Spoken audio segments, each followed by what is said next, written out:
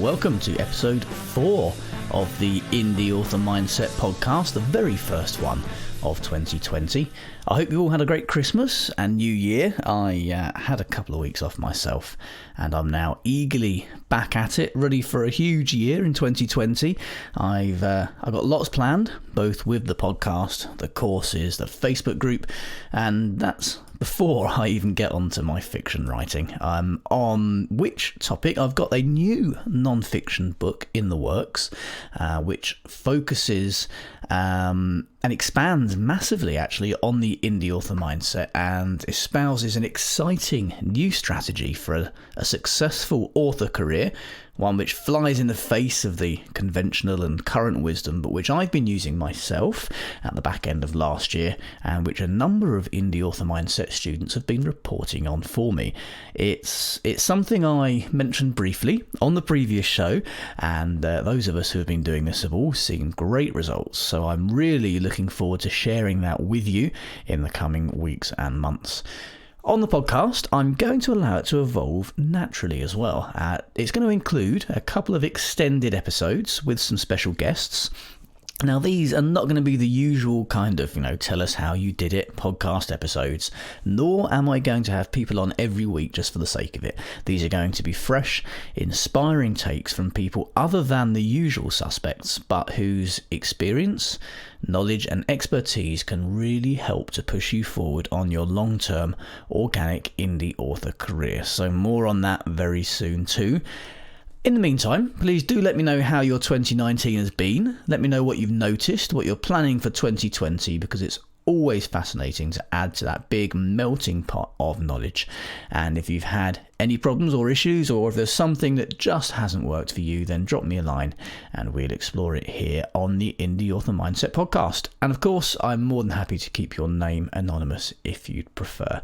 Just find me an email at podcast@indieauthormindset.com or catch me in the Indie Author Mindset Facebook group. On which note, Sherry asked in the Indie Author Mindset Facebook group this week if anyone else had a message pop up in their KDP dashboard asking them to update their tax information. Now, there have been some errors at Amazon's end on this front, but it is a timely reminder to pay serious attention to any tax information notifications at this time of year, especially if you're not in the US. Now, those of us who are in other countries often think that US tax laws don't apply to us, but that's wrong, and it will actually cost you a huge amount of money. For example, did you know that Amazon and all of the other vendors will automatically take 30% of your royalties at source and give them to the American tax authorities unless you tell them otherwise? And did you know that if you don't live or work in the US, you don't actually need to pay them a penny? If you live outside the US, and if you haven't filled out and submitted the correct tax documents, you could be losing a third of your income for no reason at all. Now, many countries around the world, including the UK, where I live, have tax treaties with the US, which means there's an effective 0% tax withholding rate. And Rachel Wilkinson posted in the group this week on this subject too. She's British and got a message telling her tax information had expired. She posted in the group thinking it wasn't relevant to her because it was US tax and she's in the UK. But when some group members urged her to look a little further into it, she noticed she was having 30% of her royalties taken off her by Amazon in tax, which she didn't owe. All she needed to do was click one button to set her tax withholding rate to 0. Now, if you think you might have been paying this tax incorrectly, this applies to all authors all over the world, head over to the Indie Author Mindset Facebook group where we'll go through step by step how to fill in the correct forms and ensure you get paid the money that you're owed.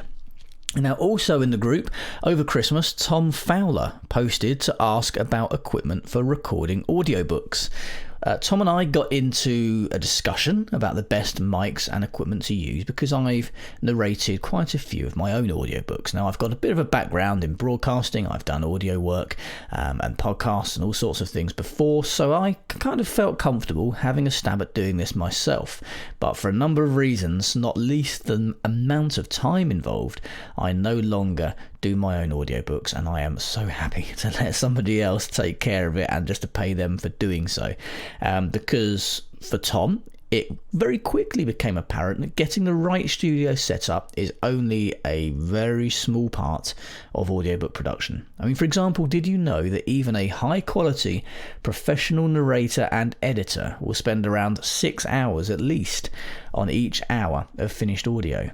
And that is a huge amount of work to produce an audiobook. If you're a beginner, if you've never narrated or produced audiobooks before, you can easily double that. You can be looking at spending probably 80 hours plus just on narrating and producing an audiobook. And that is time which can be far better spent on writing and marketing and on other aspects of your indie author career. And it really makes you realise actually what good value a high quality narrator and editor actually is.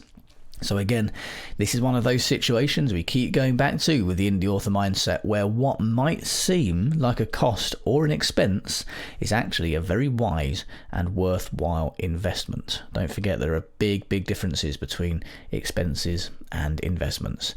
And speaking of wise and worthwhile investments, I should give a big shout out and major props to thriller author DF Hart, who posted in the group this week to say she just hit 1,100 subscribers on her mailing list.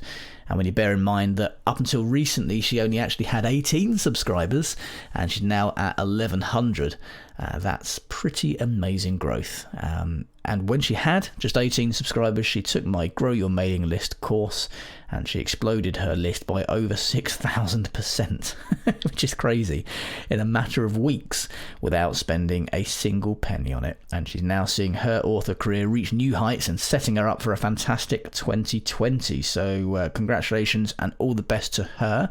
I, of course, put into practice all the tips in my Grow Your Mailing List course myself, and in December 2019, the month that we've just finished, I added just over 3,000 new subscribers to my own mailing list at very small cost. Not quite no cost, which DF Hart managed, so congratulations to her. She's done slightly better than me on the cost front. But even so, I'm very pleased with the mailing list growth that I've been seeing as well. Now, at this point in the Indie Author Mindset podcast, I would normally go to the ninja tip, which I know you all know that I love and cherish dearly. Sorry to say, there is no ninja tip this week. That's because the ninja is still on his Christmas break, but I do hope, in inverted commas, to wheel him back out again next week once he's suitably rested and his ninja armour is back from the dry cleaners.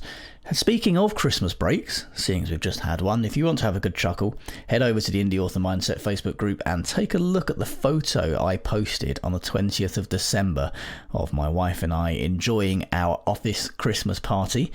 Well, I did say it's best to treat this job with the professionalism and respect of any other job, didn't I? So we had a lot of fun having our annual Christmas party, just the two of us. And why not? You've got to do these things, haven't you? And while there's no ninja tip this week, I did just want to focus briefly on advertising, because this time of year generally is pretty good for advertising, particularly on Facebook, on AMS. Things get a bit cheaper again after the very expensive December in terms of advertising. Costs do tend to skyrocket with everybody aiming for the Christmas rush, and I am a big proponent actually of paying big attention to those rushes, to those busy times of year, and actively avoiding them. I've always found that January and February have been my biggest months by a long way. Advertising is generally cheaper. People are out there looking for bargains, looking for new things, and books do sell very well, I found, through January and February. If you're aiming for December, you are competing with absolutely everybody and you're going to struggle to get heard. It's going to be very expensive. We know how tight profit margins can be in this industry already, so I would definitely advise having a little run with some ads now in January and February, particularly if you haven't for a while, or if you tried some perhaps at the back end of last year and found they weren't working for you. Give them another shot now. You might be able to get some life out of them in January and February. Yes, overall, sales of books may be much higher in the summer and maybe much higher in December, But that is not to say there are no sales to be had in January and February. There are still millions and millions of people buying books during those months, more than enough to be had. It makes absolutely no sense to completely ignore those months. So yes, do get out there.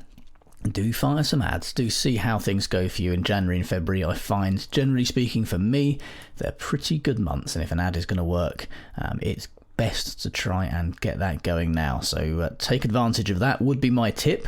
I try to stay away from seasonal stuff. I try to stay away from the whole new year, new me, and what have you got planned that's going to be different from this year to the next, because for me the 1st of January is the same as the 1st of September or the 1st of July, and it's just another day. You shouldn't need to worry about constraining your author career around an arbitrary calendar. Just crack on and keep going at it. But got to be said, the ads are cheaper this time of year, so have a go at those. A bit of a shorter one this week, but not to worry, because there will be some extended episodes coming up in future weeks. As I mentioned, I've only been back at work, back at my office for less than 24 hours as I record this, so kind of done on the hoof. But thank you for sticking with it. Thank you for listening. And as I said earlier, I am very keen that this podcast gives you exactly what you need. So if you have any suggestions for topics you'd like me to cover, any questions you'd like me to answer, or anything else at all, just fire me an email at podcast@indieauthormindset.com, or catch me in the Indie Author Mindset Facebook group. And please do remember to subscribe to the podcast so you never miss an episode. And tell your friends, of course, as well. I'll see you back here next time for episode 5. Take care.